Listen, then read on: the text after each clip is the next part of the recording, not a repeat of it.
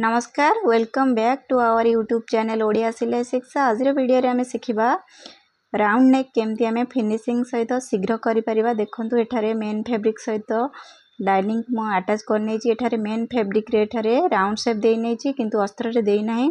एबे देखंतु एठारे गोटे पेपर पेस्टिंग नहीं अस्त्र सहित एठारे मु चारि साइड रो जॉइंट कर नहीं।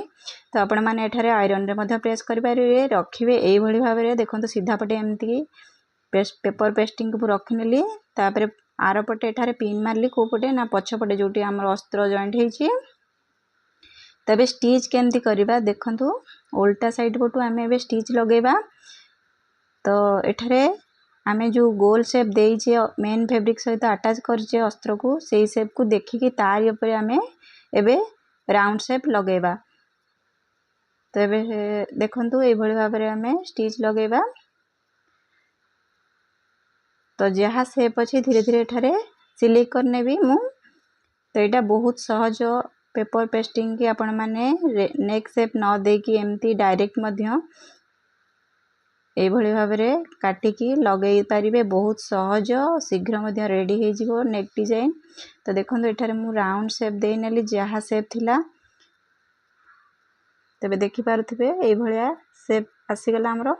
तो जहाँ शेप देथिबे से ही आसीबो। देखंतु सीधा पटे एठारे उल्टे की देखै नउची। तो पेपर पेस्टिंग ए भली भाबरे स्टिच हे जाईची हमरो।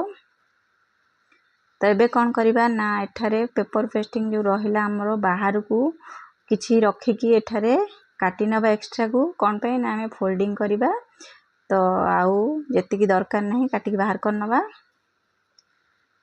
तो एथरे मु से भला काटनेली एठारे 0.3 रखिकी भितरु आमे नेक शेप देई नबा। एठारे पूरा रेडी हे गला हमरो राउंड शेप।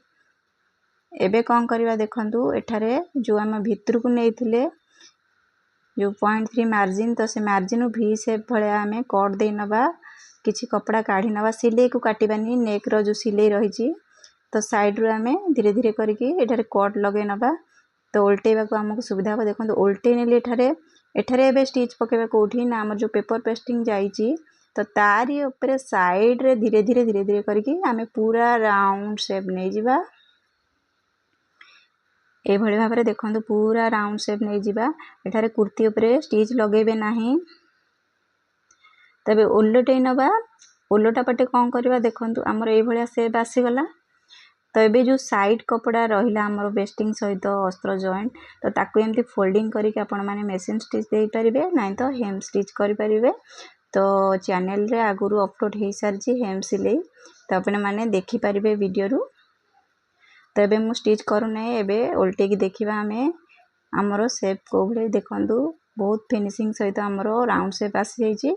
आ शीघ्र मध्य रेडी हो जाईची। तो ए भली बारे आपण माने ब्लाउज रे मध्य दे परिबे ड्रेस रे राउंड शेप दे परिबे। तो एठारे आज वीडियो कंप्लीट हो जाईची।